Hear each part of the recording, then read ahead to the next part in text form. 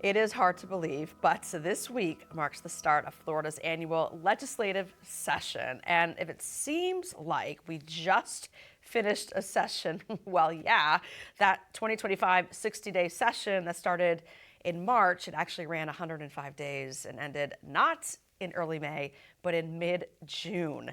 In Focus's Tallahassee Bureau reporter, Jason Delgado, he takes a look at 2025, what was accomplished and what was left on the table. Deputy Christopher Ford. And it all started with a disagreement on tax relief plus government spending. That isn't ever an easy conversation, no matter in government or in business or in homes across the state. Choices have to be made. The Florida House wanted to slash sales tax across the board, while the Florida Senate did not. Thereafter, Governor DeSantis weighed in and publicly rebuked the Florida House, instead in favor of property tax relief. The governor isn't willing to have a conversation, period. Period. There's no difference between him and any seventh grader in Miami-Dade County right now who tweets. Looking ahead, the relationship between the governor and House Speaker is a potential factor in what could or could not happen during the upcoming legislative session. I'm not telling you something you don't know, but it's been obvious. There's a rub between the governor and the speaker for sure. And last year was a difficult session, although it yielded well in the end. The 2025 legislative session ended without slashes to sales nor property tax. In the end, Florida residents got expanded tax holidays. This session started out with a lot of hope and a lot of talk about affordability and really trying to make Florida more affordable for Floridians. But in many ways, I feel like it's ending with a whimper because it will forever be characterized by the Republican Party infighting. That infighting matters even more, perhaps come 2026, as both legislative leaders are now serving in their final term. And so what is on tap for the 2026 legislative session? Jason, he hit up both sides of the aisle to talk agendas as we head into session. First up, we sit down with State Representative Danny Perez from Miami, now in his second and final year as Florida House Speaker. Mr. Speaker, thank you for the time first and foremost. Let's jump into this. You had a big announcement in December. It came out in a press release called your Florida's New Frontier in Healthcare. It looks like it's going to take on a slew of healthcare issues. There were some key words in there, patient choice for one, transparency for another. Tell me a little more about your vision on this. Well, I think the bill, we broke it down into two different parts. The first part was for the state of Florida to align with the federal government and the recent decisions made by the federal government and the laws that they have passed with regard to healthcare. And so we want the state to kind of be in line with President Trump's administration on healthcare. That was about half the bill. The other half of the bill was a lot of the policy that we've already passed out of the House for many years in a row. I mean, some of that had to do with out-of-network referrals and making sure that it was easy for Floridians to get health care through the healthcare process that we have in the state. But I think it's going to be a moving target. It's a very heavy bill. There's a lot of content in there. The members haven't had the chance to debate it yet. And I think once they got to put their fingers in the pot, they're going to want to stir it a little bit. And let's see where the bill ends up at the end of the day. But I think it was a good starting point for us in the House. Can you talk a little bit about the origin of that bill? Is this kind of purely a House initiative, or did it come from, maybe conversations with the governor? And I only ask that out of respect because a lot has been made over the years about the governor's influence over this chamber. And if it is a House initiative, how do you expect to get the Senate and governor on board as well? Look, the governor is a partner, of course, but I would, I'd fight back on the position that he's had a lot of influence over this chamber. We see him as an equal branch of government. Each of us have our own sets of responsibilities, and of course we want to work together with him. But at the end of the day, the House is very convicted in its position, very convicted in its position moving forward in the direction that we kind of want to see Florida over the next 3 months as we kind of gear into session. But we're not a chamber that is easily influenced by any external factors. We have 120 members in the House, including myself, each of us from different parts of the state of Florida with different wants and needs, and we're going to let the membership dictate what's important to them as they file their bills and move it through the committee process. But I would fight back on the premise that the governor has had great influence over the House. No, when I meant to say that, sir, with respect, was just that he's had sway. He's very an outspoken person about the end product that he would like to see. That was all I meant by by asking that. I do want to talk to you about kind of that independence of the chambers, because that's kind of manifesting itself in terms of property tax. It seems everyone involved does agree that they would like to see it on the November ballot. With that said, there's some divergence there on how and where and when. What do you feel is the best way forward on property tax? I think the governor deserves a lot of credit for bringing this issue to the table almost a year ago. It was almost a year ago that he said he believed that property taxes should be abolished. How we do that, when we do that, and where we do that, the governor hasn't been able to give us any details on, but we look forward to that as we get to the year mark here on what he means by that. Us here in the House have had the courage of coming up with different options for us to have a conversation on, for us to have a debate on. And so we came up with multiple bills that are moving through the process right now with the goal that at the end of the day, we have a product that we can put on the ballot. Floridians should have a chance to abolish or diminish property taxes. I am in favor of that. The House is in favor of that. And eventually, the Floridians that are able to have that choice are going to vote on whatever is before them. We just don't have a final product yet on what that's going to look like. But I'm in line with the governor on that. I think the Senate is as well, that we want to put something on the ballot for people to choose on whether or not property taxes should exist and to what extent. The big question is, can counties make do without the revenue that is generated through property taxes? Just your take. It all depends on what the proposal is. I think there's a big difference when the governor says he wants to abolish property taxes. Well, that's abolishing $21 billion of education. That's probably closing down approximately 25 counties. I just don't know if that's what he really means, because he hasn't been able to give any detail on what he means when he says he wants to abolish property taxes. But we're looking forward to that proposal. I don't think timing is an issue for the House. We're ready to move today. We want to get something on the ballot ASAP. We want that proposal to be voted on and approved ASAP. We've heard Floridians loud and clear, and we agree with them. Something has to be done on property taxes. We're waiting for the Senate to give an opinion on it, as they haven't given an opinion on this specifically yet. And we're getting a year here that we're waiting for a proposal from the governor, and we still don't have one. Another issue it seems like you're ready to move on is redistricting. You launched a committee. You guys have kind of spearheaded this effort, at least legislatively. Let's talk about what the governor wants. He's saying he wants a special session after the regular session. The Senate seems to be almost in this wait-and-see approach, suggesting that maybe that April timeframe is a better window. How do you see it? How do you see this? How do you think this clock is going to tick? And then what do you think is the best path forward? I can never speak on behalf of the Senate or the governor, but I think it's irresponsible to state that they believe that it's irresponsible to state that you believe redistricting is an issue that has to be discussed, but it shouldn't be discussed now. Why? Because there's a pending court decision. I would disagree with that. I think it's irresponsible and quite frankly embarrassing for us to have our members here in the House and the senators come back in April or May to Tallahassee away from their families to have a discussion on something that we can do right now.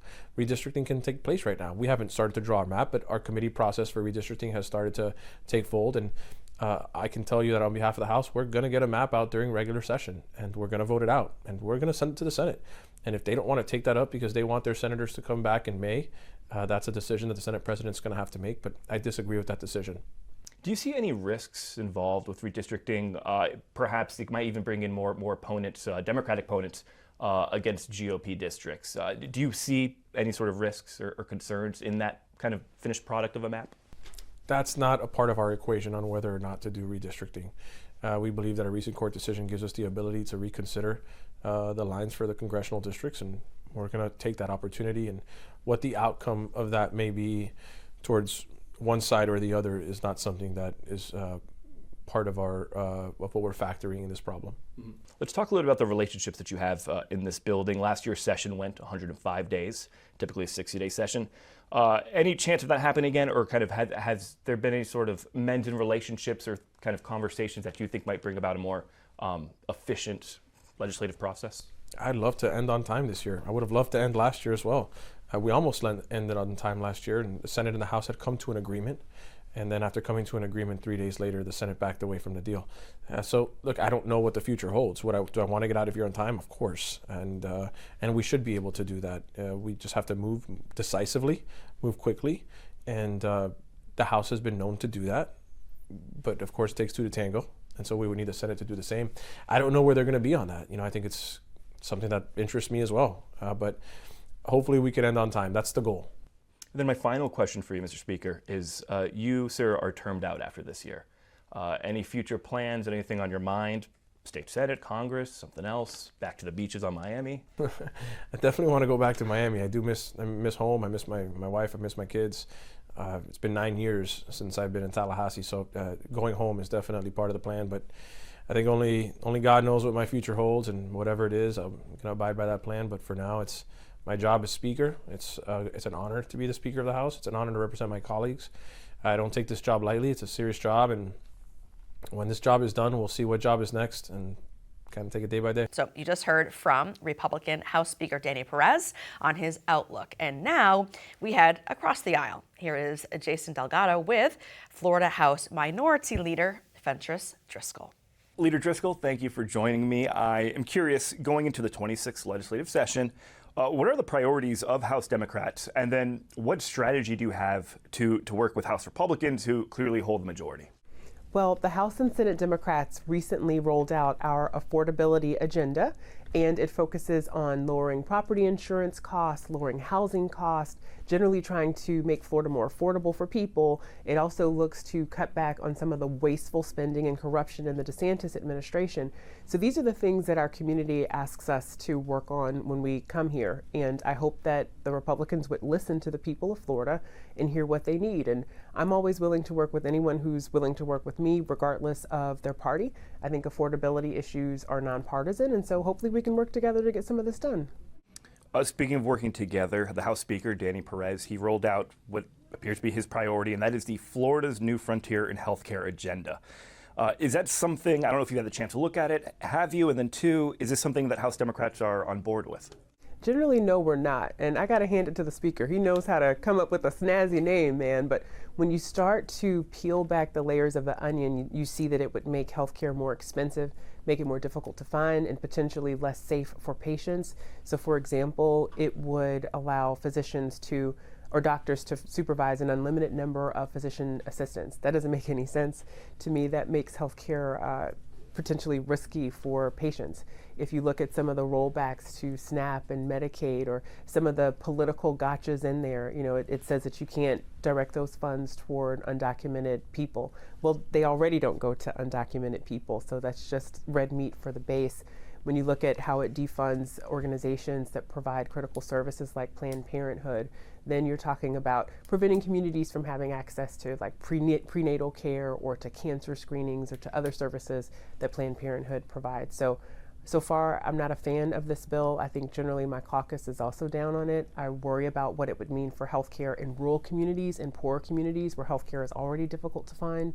So it's going to be a robust conversation on this bill for sure. But frankly, we should be trying to make healthcare more accessible and affordable for people by looking at things like expanding Medicaid, not rolling back services. Well, then let me ask you this. In your mind, when it comes to healthcare reforms, is there a potential for that to become a bipartisan issue somehow, some way, or is it, always going to be partisan? Is it baked into the cake, especially given the fact that this is a priority of leadership? No, I don't think that it should be partisan. But when you see aspects of the bill that say that you can't give health care to undocumented people, and we know that already in Florida that's against the law, that's when you see our colleagues trying to take it in that partisan direction. I think we should be focused on how do we lower premiums for Floridians? How do we make sure that there's expanded access to health care? Those are the sorts of concepts that are nonpartisan, and so we're going to try to pull the conversation in that direction. One of the big things making headlines is obviously property tax. And if Republicans get their way, then it'll be on the ballot in November. Is that something House Democrats are on board with? Also, generally, no. They want to talk about property taxes because they can't solve the property insurance crisis. This is what we've been talking about in Florida for years. We know that Floridians have the highest or some of the highest property insurance rates in the country, and the Republicans' policies have failed to bring costs down. You might remember that in 2023, we had a special session where there was a $3 billion bailout given to the property insurance industry, and still rates continue to go up. When you talk about eliminating property taxes or reducing them in any way, let's really talk about what that means. That means that we're cutting services at the local level. And just how far are we willing to go with this? I don't want to show up at a park and be told I have to pay a fee just to go play, or what's going to happen when they turn a kid away from a library because they can't afford the little tax or fee that they have to pay to go. this money's going to have to come from somewhere. So I think that, we all like the first responders to come when we call. We like our garbage picked up. These are the sorts of critical services that would be eliminated if we were reducing or altogether getting rid of property taxes. So it sounds like to me that you're of the mind that there are counties out there that can't make it without the revenue generated by property taxes. That's right. And if you look at the governor's budget, he included $300 million to backfill some of the losses that our smaller and rural counties would face if we were to cut property taxes. That lets you know that these counties cannot afford those cuts. It also puts these rural and smaller counties effectively in a welfare state where they're going to be depending on Tallahassee to give them their money. This money is going to be coming from larger counties. So how does this make sense? It's like that saying, don't cut off your nose to spite your face. We could say that we want to eliminate property taxes, but the reality is it costs money to run a government. It costs money to fix potholes. It costs money to run our schools. And so we need reasonable taxes, that's for sure. But if the people don't like the amount of taxes at the local level, they can also vote out their local politicians. We don't need Tallahassee to step in and do this and tell local governments how to effectively run their services. Now, another big issue here in the Capitol is congressional redistricting. The clock's ticking for Republicans to get that done. They're hoping to pick up a few more seats in Washington. I'm assuming that your Democratic contingent's not on board with this. What are the objections that you're planning to bring to the table? You assume correctly. We are absolutely not on board with this because this is all because Donald Trump wants to rig the 2026 midterms.